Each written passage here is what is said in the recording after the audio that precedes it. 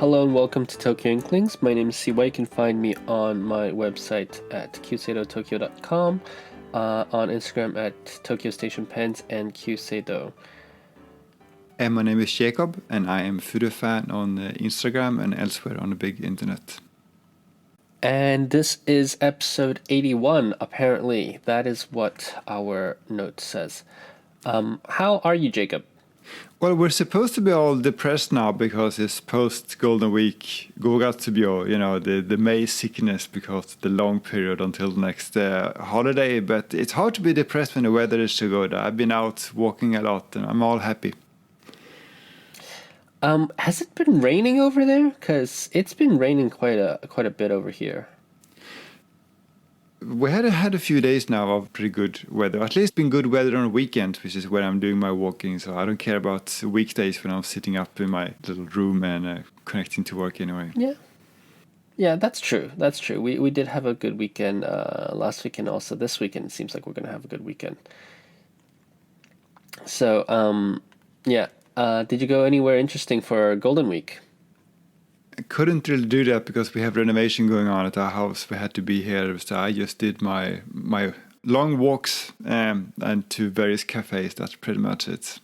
Also, you probably noticed that as well, and we probably covered that before, but there are more tourists than ever in Japan, which means that all the touristy resorts you may want to go to are like fully booked and absolutely packed with people. So I kind of enjoy just walking around and going to cafes. Yeah, that's fair. That's fair. I went to Kyoto. Maybe we'll talk a little bit about that later. I did find some interesting things. But today we're not super heavy on topics, but there was a video made, Jacob, and the video mentioned us. Right. Yeah. So, and Revolving Pens video about fountain pen marketing. I think this is a topic that you're quite interested in, not only because of what you've written in the past, but also because you have sort of a new perspective on that now. Because last time we talked about Wanter more, you were a consumer, right? Now you are a producer of pens. So I'm interested in your thoughts. If your thoughts on some of these topics have changed since you went to the other side. Yeah, and I think just to give it a little bit of a context, I want to talk a little bit about who Revolving Pens is. And I don't think I've ever met John, but he's a collector of more high-end urushi, mostly, I believe, fountain pens. Though from this video, I learned that he actually has a bunch of other different pens as well. I heard an interview of his, I think last year, on a different podcast, talking about his love for these more high-end artistry type of pens. So I think definitely, when we talk about this topic, there's probably a, how do I say this? There's like a little bit of a nuance on how, he sees things.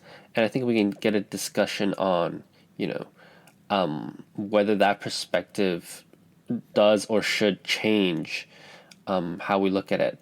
But basically the gist of the video is that there are a lot of companies, and then specifically in the fountain pen community, where I don't know, maybe not a lot of cases, but there's some cases in which companies tend to or try to hype up their products by perhaps being a little, maybe there's a little bit of a misdirection and some smoke and mirrors. And the video basically is just a discussion on how consumers should receive that, and maybe also a little bit about how manufacturers, how brands, how pen makers should market and how consumers should receive that marketing. Would you say that's a fair little summary of the video? Yeah, I would say so. That in some cases there's hyperbolic marketing. That in itself is not necessarily a problem. Where I have a problem is when there are sort of deceptive or untrue statements. And one thing we often come back to is, one company we mention over and over, if it's because Wancher, which this video also mentions. When you're selling a pen or any product, when you're marketing it, you have a story. You can emphasize various things. You can emphasize, how you came up with the idea, materials, where it's made. Where it's made doesn't necessarily have to be part of the story, but if it's part of the story, at the very least, it should be honest, I think. And the problem that I have, and I mentioned that before with Wancher, is that although they don't spit it out explicitly, they are always hinting that their products are made in Japan, and I think they want to capitalize on the reputation that comes with that, because whether or not you agree that the quality is actually better in Japan, there's definitely a reputation there, and the reputation usually lags behind reality, right? But for example, when I was a kid, a lot of my toys I had were made in Taiwan. So people in my generation, we for the longest associated Taiwan with cheap mass manufacturing. Obviously, that is not the case anymore, and for people in the technology industry, they would associate Taiwanese manufacturing with world-leading semiconductors. But I still think for most people, the reputation hasn't quite caught up. For most people, outside technology, hasn't quite caught up with that reality. I understand why you may want to make people believe that your product is made in Japan, but if you hint at that and it's not actually made in Japan, I think that's where we have a problem. I don't think it's the made. I mean, so the reason why we're bringing this up is because actually in the video, John references some of our previous podcasts and an article that I had on my previous website, tokyostationpens.com. I don't want to say it's investigative journaling because it's not. It's me spending a couple years trying to dig through a bunch of stuff, and I'll say that the part about this specific topic isn't actually the big part of my article. The big part of my article is actually their relationship with a bunch of different so-called independent retailers, which are actually owned by Wancho. But nonetheless, we did some work on this before. I would say that the made in Japan aspect is not all that offensive. To me, what's more offensive is the artisan aspect, because made in Japan or made in Italy or made in anywhere is, it could mean anything, right? Like, I was talking to a bunch of people. I used to work in the fashion industry, and they have now made in Italy, right?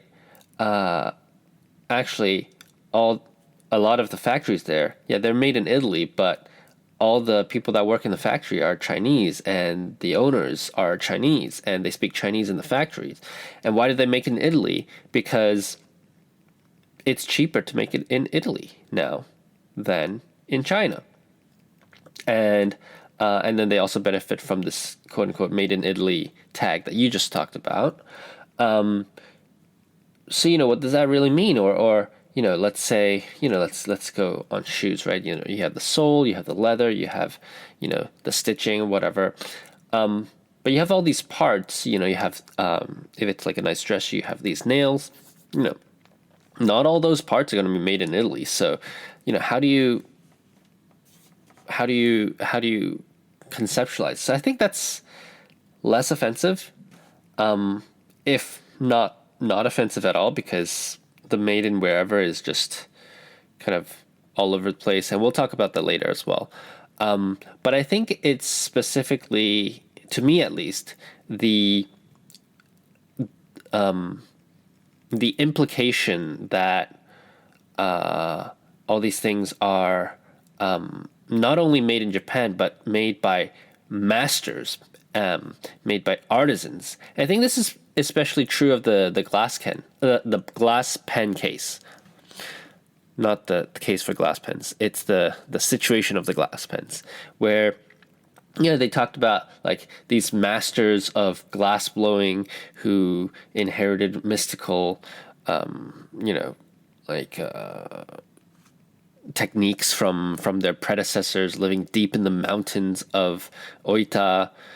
It turns out they're made in the Oita prison, right? So I think there's a big distinction between, hey, we're gonna hey, we're gonna say that our pens are made in Japan, versus, hey, we're gonna say that our pens are made by these like grandmasters of their work, whereas actually they're probably underpaid prison labor. The story of how, not just where, but how the product is made, it's obviously something you would want the manufacturer to be honest about. And just to be clear, Warnscher is not the only company that isn't entirely honest about that.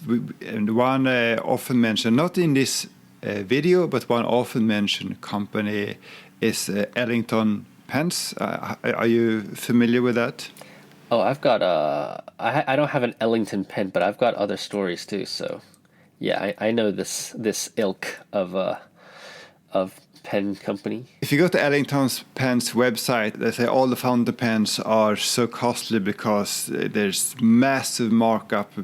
All major manufacturers have these massive markups because of marketing costs and so on. So we are the only ones who sell directly to you, and that's why our prices are so good. But also, he said, they're saying that they spent like 18 months like tirelessly working on a design that's different from everything else. Now the problem is, you just do a quick search on Reddit, and you find various threads about this Ellington pens, and in one of the threads, someone found a link to Alibaba, like some Chinese pen makers selling that same pen on Alibaba for $2. That's where the story becomes just deceptive and dishonest. This is not someone who spent 18 months coming up with a unique design. It appears to be effectively someone drop shipping from Alibaba, and that's where it becomes a problem to me.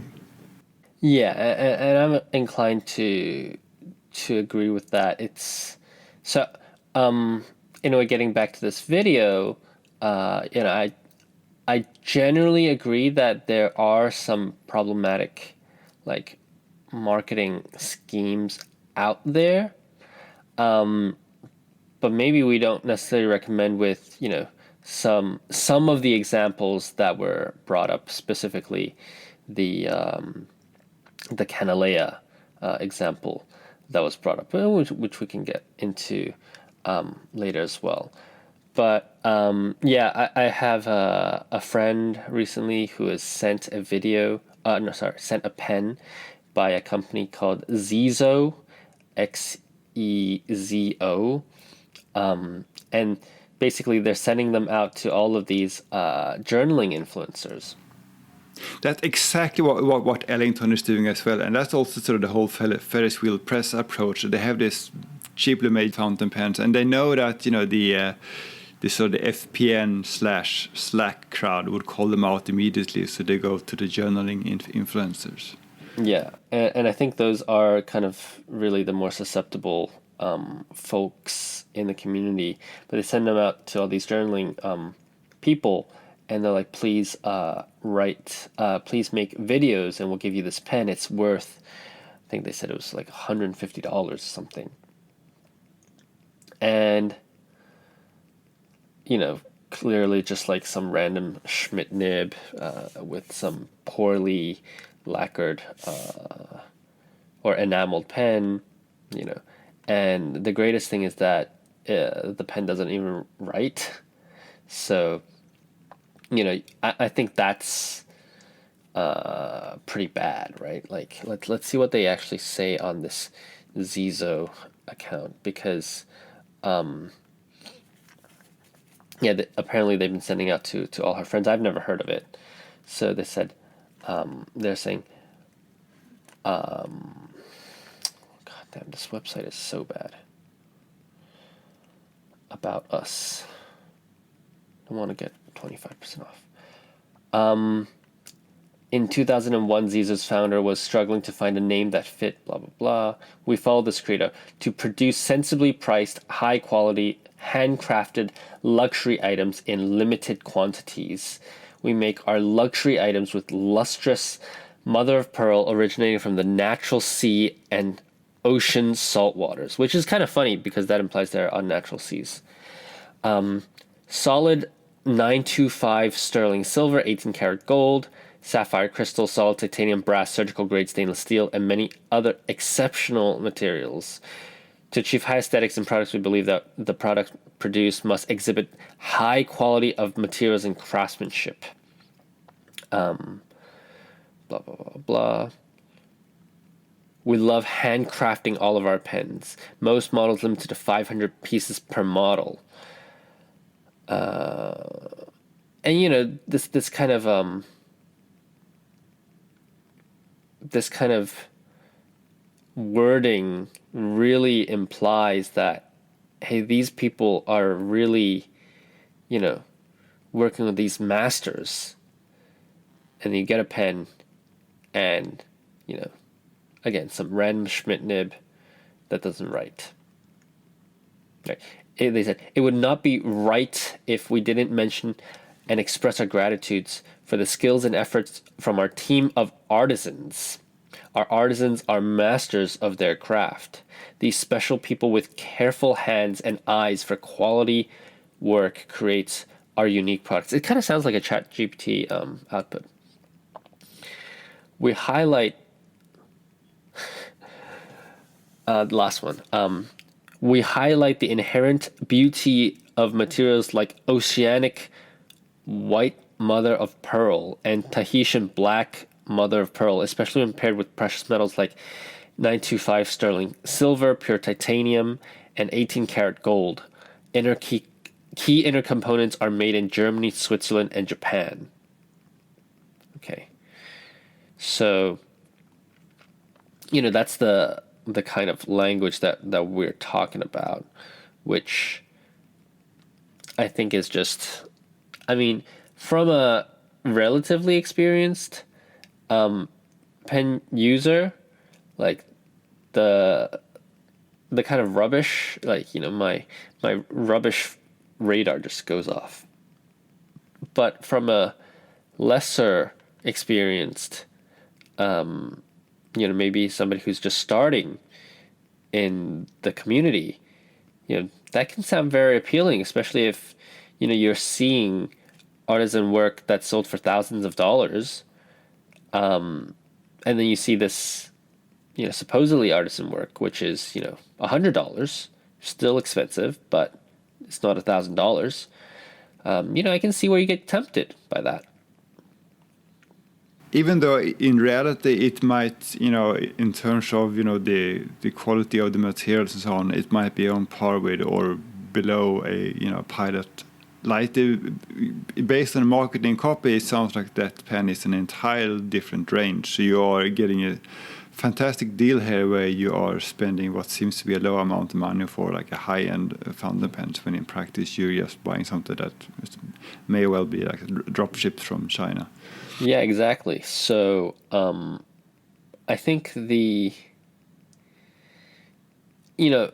the video says, right, all marketing is used to convince us to buy stuff, right? I don't think that's necessarily bad, but I do think that, like, when you talk about that next level of, our artisans are, whatever, that's when you've got to be really careful because you're implying that there's like a actual human person behind that, doing that for you.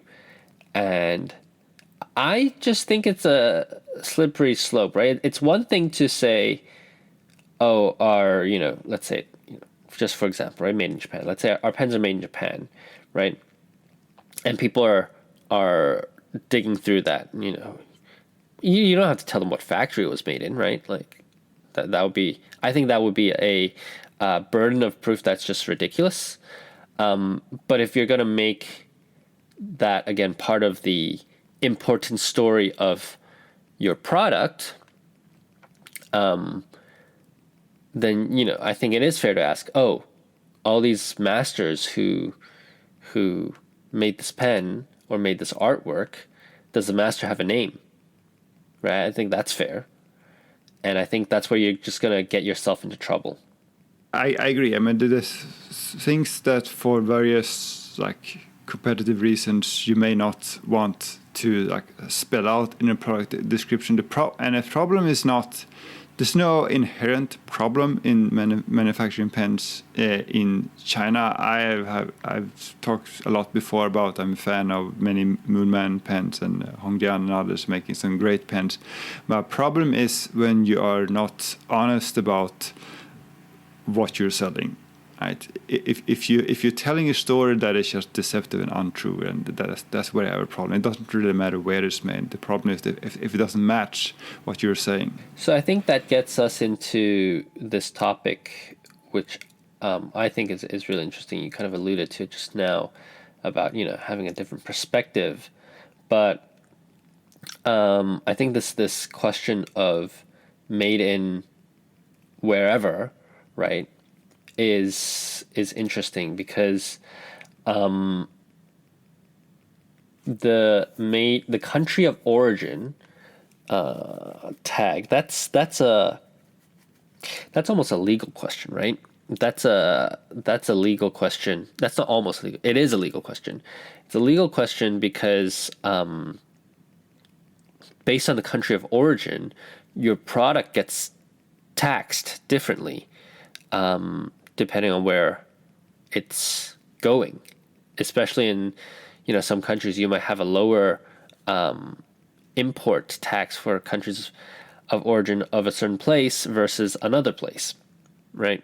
So it's actually there are actually rules and regulations that determine whether you can call something made in Germany or made in Ireland or made in Japan or China, right? Like you can't just have something that is made in China, for example, and say, hey, this is made in Japan. But then conversely, depending on the regulation, right, there is totally a possibility of something that is made in China and you say, this is made in Japan, right? And that would totally be fair/accurate because based on the regulations of Japan, right? Based on the way that it's done, right? You might be required to say that it's made in Japan. So I think I agree with you that the made in wherever is not really that important to me. Just like you said, the reputation is always a step behind the reality, right? China makes the best things in the world now. I don't think like these. I'm recording on an Apple computer right now. I don't think you could make this Apple computer in the United States. I mean, you could, but it wouldn't be as good. Probably wouldn't be as precise. That's something Tim Cook has said. We don't manufacture this in China because it's cheap. We manufacture it because that's where the supply chain and expertise is. It's as simple as that. So, you don't use cameras made from, Dell chips because they'd be bad, You use the Sony chips. Everybody uses the Sony chips, but Sony makes the chips in China. Why? Because if they're made in Japan, it would probably be bad. So, I don't actually think it's necessarily cheaper to make it in China either. That's an interesting point, because if you're buying a product from a well-known brand, so I mean, I recently bought a camera from Fujifilm, for example. I don't know, I don't care where it's made, because I trust that Fujifilm has excellent quality control. That's one of the reasons why I'm buying cameras from them. But if I bought a like no-name product or from a brand I'm just not familiar with, I think maybe that's where the country of origin in some cases can become more important, because you don't have anything else to base your decision on. That's super interesting, because actually, the Fuji camera uses sensors made by Sony, right? So, I think that's a super interesting case of, well, can we say that's actually made by Fuji if the sensors made by Sony? What do you think about that? Right, but so what I'm saying is that I don't care how they assemble their products. But I trust that what I'm getting is a quality product. So then the end of the story is that whether it is a quality product matters, right? And I think that's like the expectation setting. In this case, that comes from the brand, right? It's a strong brand, and I associate that brand with quality. Just like, again, going back to your Apple example, I don't care how and where Apple assembles its products, but I trust that when I get an Apple product, it's a good product. But if I were to buy a like no-name PC, which I wouldn't be doing, but assuming I would, if I don't have the brand to go on, then I would need to use the other factors to determine whether I think it's a quality product. Yeah, I would agree with that. But yeah, I think this. I think there's kind of like an obsession in the fountain pen market or community. Oh, where is this made? And there's like connotations of, oh, Chinese pens, cheap. German pens, good, except Lamy, hit or miss, or Kaweco, right? And, don't get me wrong, these companies still make excellent pens, but, sometimes there's a reputation of Kaweco nibs not being slit properly. Whereas, I haven't seen a Chinese pen which hasn't been slit properly, right? I've had Chinese pens that don't write very well, but, visually everything still looks fine. And then there's a connotation, oh, Japanese pens, cheap but good, which is interesting because I don't think Japanese pens are that cheap anymore, right? I mean, now it is because of the conversion rate, it's cheaper for non-Japanese or non-yen earning people. But in Japan, I mean, Pro Gear goes for 60,000 Japanese yen, whereas 2 years ago it was 30,000, or 5 years ago it was 20,000. So, I do think that, especially in the fountain pen community, there's this kind of this obsession, oh, where is it made? And I think that it's probably more healthy to move away from that concept and actually, as you said, focus more on, who are the people that are making it, right? The brand aspect. Which is why this type of marketing is actually really problematic, because you're making it difficult for people to actually trust or know which brands to trust. And if you were a beginner in the community, where would you go for information like this? Like, how would you know which brands are trustworthy? Yeah, that's true.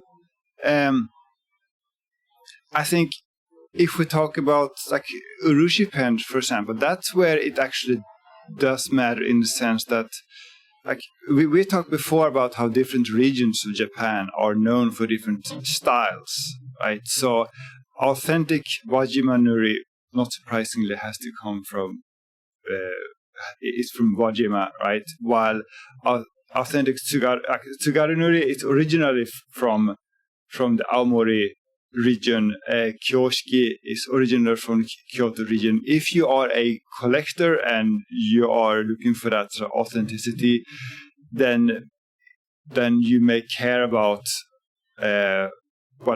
which artisans made it, and whether that artisan is actually trained in the traditional art in that local region. Yeah, I'd agree with that. No, it's definitely it's a hard question. It's a hard question, and I think consumers do need to do more homework on what's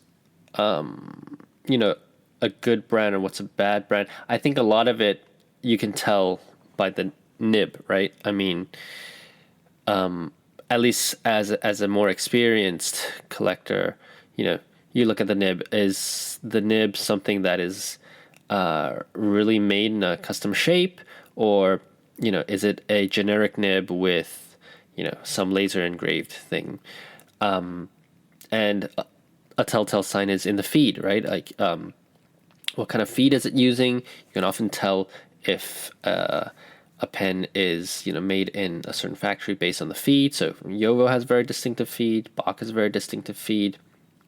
Pen BBS, all distinctive, right? So you look at those things, but there isn't really like a resource or a primer on here's how you choose a fountain pen, or here's how you discover, here's what you should look for. Maybe somebody needs to make a guide like that. Maybe I need to make a guide like that. Who knows? But yeah, it makes me wonder if there is an untapped market for sort of the entry level pen from the major manufacturers, like again Pilot, Lightive, Platinum Plaisir, Sailor Tuzu, and so on. If people, like, again, maybe this general community, if they are not aware of these products, or they just don't consider them, maybe there is an opportunity here for the big pen makers to change the way they market and target the products to capture the market. yeah, especially those with products on the entry end. Yeah, and this maybe is a good segue into Sailor Tuzu. If we are done with this topic, or do you want to continue? Yeah, there's one more thing that I want to talk about. With oh my god, it's almost been like 40 minutes. But one thing that they brought up, or John brought up, which is the Canalea. I think this is actually a very interesting case of in between.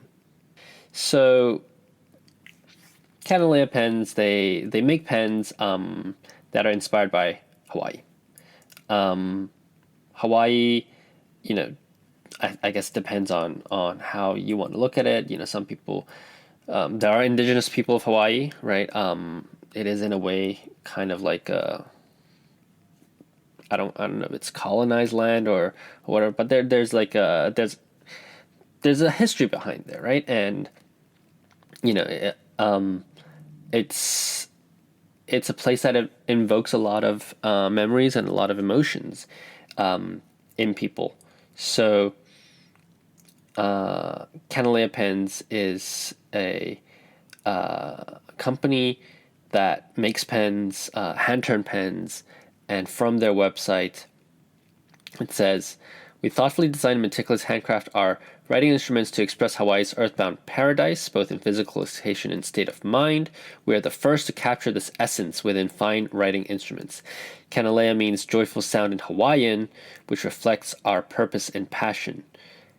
And then here, this is interesting. They said, "We feel joyful when visiting Hawaiian islands because they recharge our spirit and connect us to the elements of nature. We feel the aloha spirit." And so from that, I think it's pretty clear that they're not actually in Hawaii.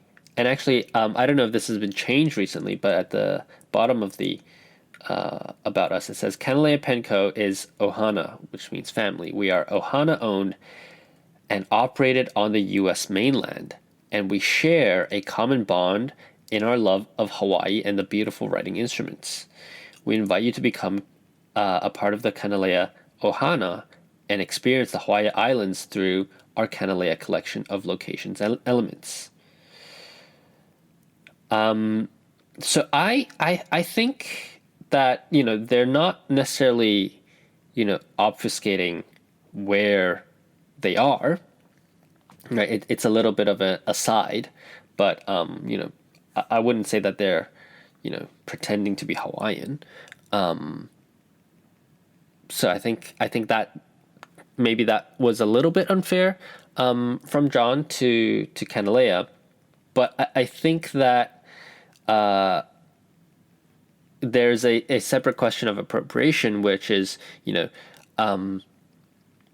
is it appropriate for a family in the U.S. mainland, regardless of how much they love Hawaii, whether they, should be, liberally using Hawaiian words, and lean so much into the Hawaiian culture,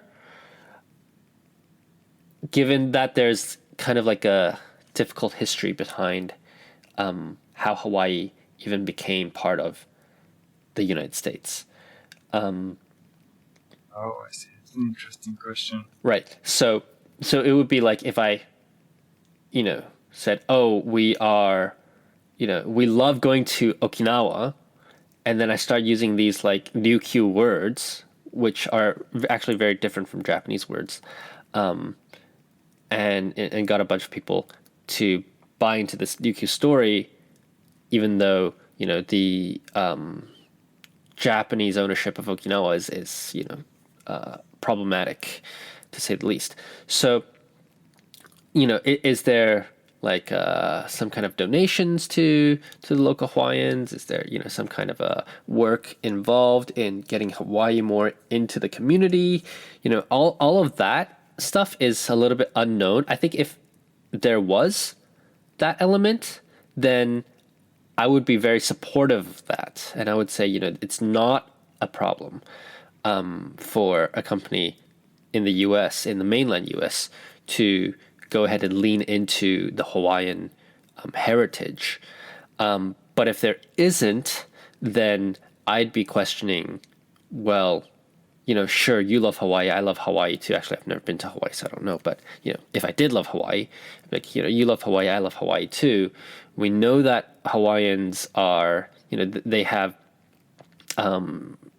serious over tourism issues. Like, the locals do actually, they're not living, I guess, there are issues caused by, people just overcrowding the islands. There's like energy issues and stuff like that. So, it's I think for me it's a bit of a gray zone. Although I wouldn't say that they're misrepresenting where they're from, because even on their website it has their address, which is in Maryland. You bring up an interesting perspective that I haven't really thought about. I honestly haven't really followed Canada that closely, so I don't have much intelligence to say about it. The only thing I think is fascinating about Canada is that, like, superficially, again, this is me not knowing much about them. It seems as they are selling like acrylic Jova sticks, just like many other custom pen makers are selling these acrylic Jova sticks. But they have pricing power. They managed to sell these acrylic Jova sticks at what seems to be twice the price of what other custom pen makers are able to charge, and maybe that speaks to the power of their marketing and this message. Maybe it resonates with people. I also think that other pen makers are charging too little. So That's an interesting point. Yeah. So I don't have a problem with how much they charge. And I don't really, as you said, I don't really care that they're a joystick, just like you don't really care what sensors in your Fuji. But I think, they've got an evocative story. Their pens are beautiful, no doubt about that. And they do some little different things like these medallions and these bands that they do. I think that's fine. Whether I would pay for something like that, that's a personal decision, right?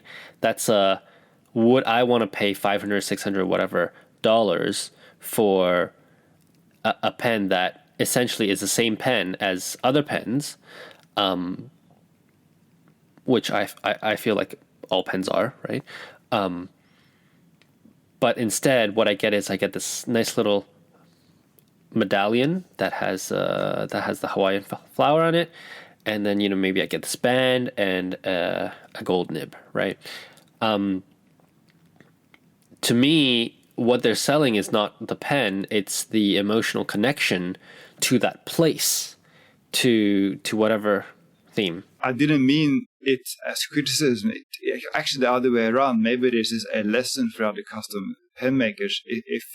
If you can't differentiate too much with your product, maybe the way you differentiate is with your marketing, with the message, with the story, like this evocative story that you're talking about. Yeah, and that's I do think that's actually very necessary, right? Because we aren't really just selling things; we are selling emotions, and that's really important. People want to feel emotional connection with the things that they own, especially when you get up to a certain price point, right? I think if you pay anything above $10 for a pen, right, you have to have a compelling reason, and your emotional connection to that object, the memories that it may create for you, that's a compelling reason. And I think they use that well. Whereas I think, maybe other pen makers, right? In pen making, it's hard. It's really hard because there's a lot of hobbyists that are in the industry, which hobbyists, they're not really looking to go full time, so they're able to sell stuff at basically at cost without even paying themselves, right? Like it's just for fun for them. But then there's a unrealistic expectation of how much something should cost. It's like the Amazon Prime shipping fallacy, right? So you have folks who maybe maybe it costs them $150 to make a pen, and they sell it for $200. They make $50, and they're happy with it because they had fun while making the pen. Well, this does not a business make, so I think it's really tough. Obviously, I think it's great that there are enthusiast makers out there, but for those people who aren't actually trying to make it a business, like a sustainable business, that's tough. And like one man businesses, right? It's you don't have to pay employees, you don't have to think about the longevity of your business, so it's all there's a lot less costs in there. Whereas I don't know what Canalea is doing, but I do think that in general, a lot of pen makers they're pricing their pens maybe a little too low for the amount of work and effort that goes into it, and I'm not sure if it's I'm not sure if that's always healthy. Although I think it's good that there are entry price points for enthusiasts. Again, I think it goes back to then educating the enthusiast on, well, this is what it is. This is what it costs this much. How do you look for things that you like and you want to support? That's an interesting point, and that obviously must be a challenge if you're trying to run this as a business and you're competing with people who do this as a hobby, like a retirement hobby. And for those people, as long as it breaks even, as long as you're making a loss, then it's okay, right? But if you need to make it a sustainable business, then you need to have different margins than they have. And so how do you price your products such that you can get those margins without this kind of backlash? And then it's funny because there are a bunch of ways to do that, right? But like one of the common ways for companies to do that is to cut costs. And cut costs, maybe you're cutting material quality, you're cutting people. So it's all there is always a trade-off in that. Yeah, and that trade-off is not just there for the small companies; it's there for the big company as well.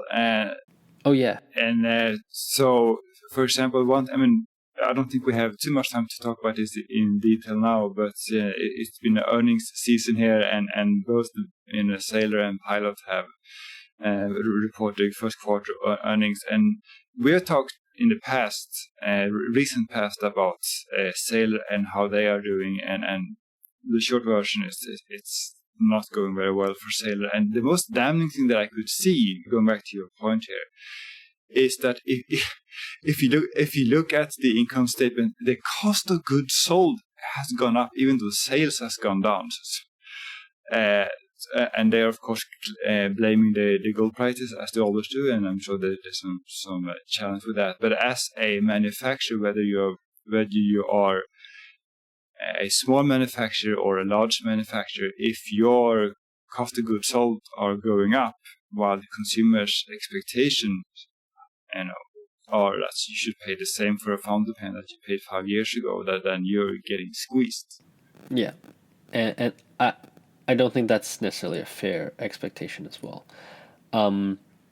I think, like, yeah, it's a big problem. It's a big problem, especially for Japanese companies, and companies that use gold nibs. You're not sourcing your gold from Japan, so you're paying for gold in dollars, and we all know what's happening to the Japanese currency. And it's not like you're some central bank; you just print your own money.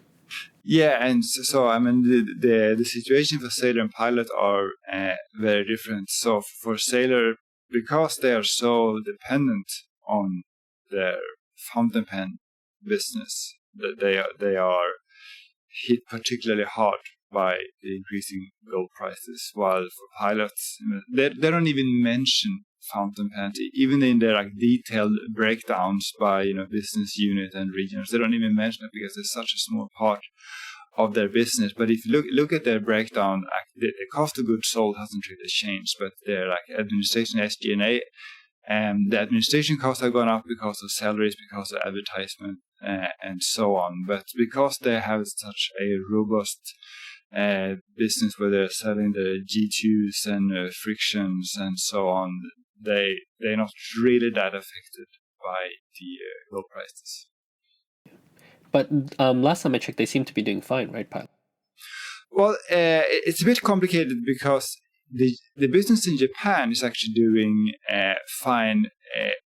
Some of the overseas businesses are in local currency terms are going down. So sales in the US in local currency terms have gone down. But because they have to report the consolidated numbers in yen terms, it's going up.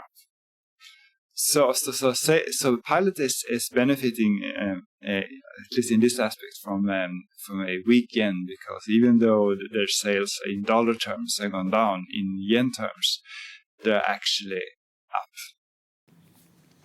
Right, which works because they own their own subsidiary. Yeah. So let's talk about the Sailor Tuzu. You've had it for a little over 2 weeks now, I believe.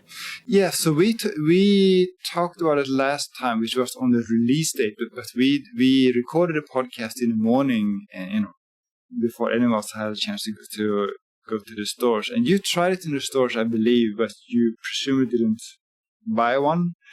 I did buy one because I was curious about it, and I wanted my family to try one. And what I will say is, there are a few things I like about Tuzu. One is the fact that it's got a snap cap. Maybe we mentioned that last time, but it has very satisfying snap cap. I really do like snap caps. I wish actually more expensive pens would have snap caps as well. This is one of the reasons why I really like this sterling silver Pilot, because it's got a snap cap. That's very nice. The rotating triangle grip, it does nothing for me personally, but it also doesn't bother me. I tried, as we talked about, I tried to get my family to use this. I was a failure. The problem wasn't the grip. The problem was they want to hold it like almost orthogonal to the paper, and you can't really do that with a fountain pen. So that experiment failed. But maybe it will work for others, but at least it's not a problem for me. And so for me, it's basically like a Lamy Safari. I do like the triangle grip. What I like the most about this pen is the nib. So Sailor has, in the past, I think we may have talked about that, they haven't had very good low-end pens, and one of the problems has been the nibs has been pretty bland and boring. I think they got the nibs right with this pen. So I got the one with a broad nib, and it's got that very pleasant, what we always call the pencil type feedback, which makes it, to me, a much more pleasant pen to write with than, say, a Jobo broad. So I did an Instagram post, and actually we talked about that, not on the podcast, but I took close-up photos of the nib, the tipping on this pen, the Sailor Tuzu with a broad nib, and compared it to a Jobo broad.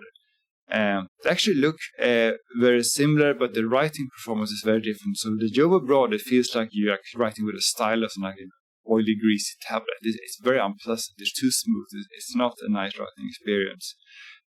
The Sailor Tuzu is very pleasant to write with. So I think they did get that right. Other than that, the only thing I don't really like is that between the grip section and the nib, there's sort of indentation. It looks kind of ugly. That's my only problem with it. Other than that, it's a nice pen. I like it. So I think this is where like the pricing, and I know that I just said a lot of pen companies are underpricing, but I think that's where you like balance with design. Last time, my main concern was, why would I buy the Tuzu if I can get a Lightiv for half the price? Mm. Do you think the Lightiv is underpriced, or do you think the Tuzu is overpriced?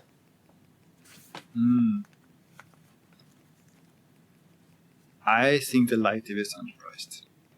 Okay, that's interesting. How much would you price the Lightiv at?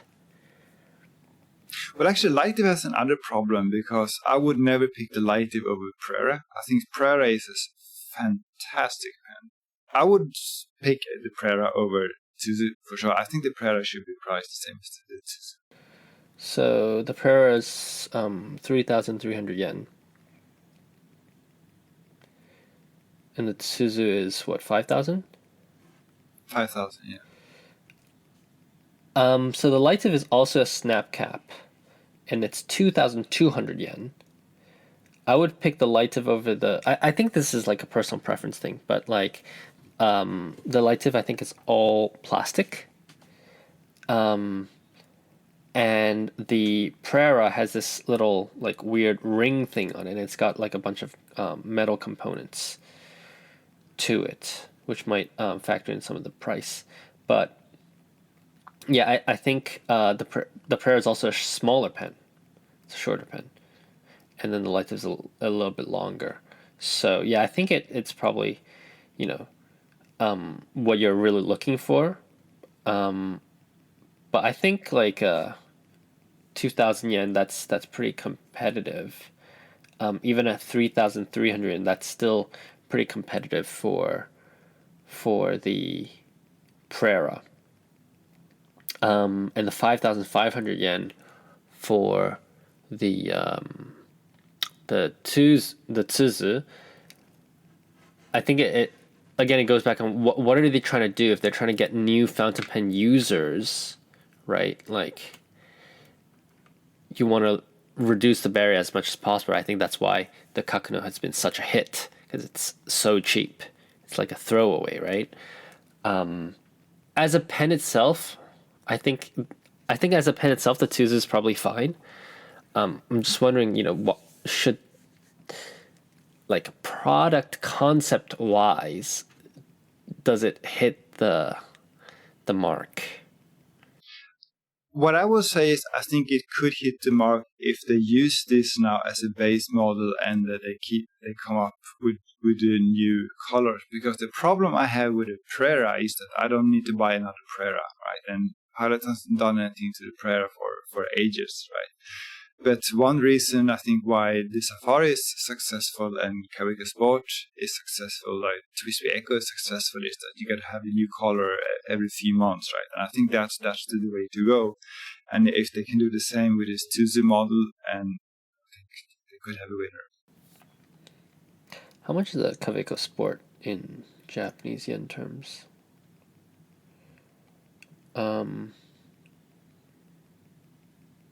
So hard to find these, but Kaweco Sport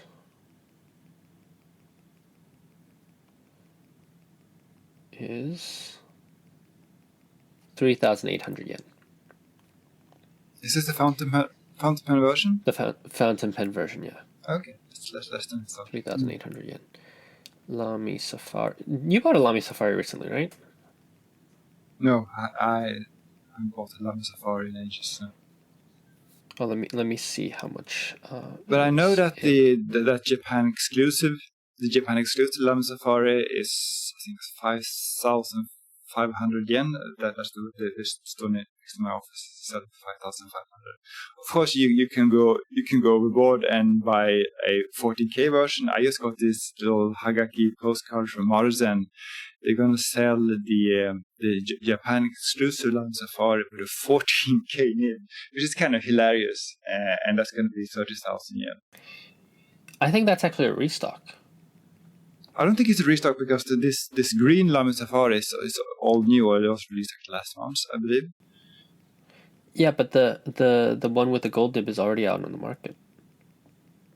I've seen pictures of it online really? already. And the postcard makes it seem like this is a limited edition. And I think it might be that they produce half of the stock first, and then they produce the second half. But there's something hilarious about a gold nib on the Lamy Safari, but I'm sure it will sell. Yeah, the Lamy Safari is about 5,000 yen. So pretty much in the same price. I wonder why I like the Lamy Safari a bit more. Maybe I've just seen it more. So it's nice. It is a bit more stylish, I think. I mean, you can say many things about the Tuzu, but it's not really that stylish. It looks a bit like a toy. Yeah, I'm looking at this Lamy Safari. Just shared it with you, and it's a collaboration between them and the Kokyo campus. I think this pen is pretty dashing. Yeah, I agree. Yeah, but yeah, let's see if Tuzu is gonna be able to get up there. I personally think the shape of the little ring thing is kind of weird, but it's not as sleek. I guess Lamy Safari is a very Bauhaus design, so it's kind of like a recognizable design language behind that, whereas the Tuzu is kind of we still don't know. So maybe it'll be iconic. Maybe I'm wrong. Maybe it'll be an iconic pen. Who knows? Well, Maruzen, according to the stuff that Tuzu is selling well right now, but it might be part of the newness. Japanese people like everything new, line up to buy whatever's new. So we'll see if it's sustainable. My understanding is that it will be released in China and in the US by the end of this month. In the US, it's already released. Oh, really? Okay. At least there were some stores that had early access to them. Oh, I see. Yeah. All right. I think that's it, right? Let's stop it here, and we have other topics for next episode. All right. Well, this has been episode 81 of Tokyo Inklings. Thank you all very much for tuning in. If you like us, tell a friend about us, and hopefully you're still listening to us after our relative hiatus. But thank you very much. My name's CY. You can find me on my website or my company's website, QSeidoTokyo.com, on Instagram at QSeido and at Tokyo Station Pens. And Jacob? And my name is Jacob, and I am Food Fan on Instagram, and I also have a column in Shimune Bungobaku, aka Hobby Stationery Box. All right, thanks a lot. Bye bye. Bye bye.